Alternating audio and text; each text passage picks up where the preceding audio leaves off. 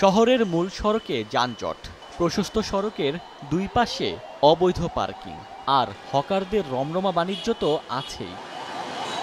নোয়াখালী, ফেনী, লক্ষ্মীপুর আঞ্চলিক মহাসড়কের চৌমুহনী সড়ক দিয়ে ১১টি রুট এবং নোয়াখালীর অভ্যন্তরীণ যানবাহন চলাচল করে। অবৈধ পার্কিংয়ের কারণে রাস্তা হয়ে গেছে সংকীর্ণ, আবার সড়কে দোকানও বসিয়েছেন হকাররা।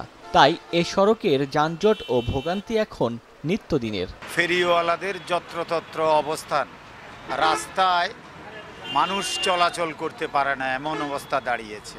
ট্রাফিকের কন্ট্রোলিং নাই, পুলিশও কন্ট্রোল করতে পারে না, তারা যাদের হেল্পিং হ্যান্ড নেয় তারাও কোনো কন্ট্রোল করতে পারে না। আমাদের এই রাস্তার জাম একমাত্র হলো সিএনজি অটোরিকশার কারণে।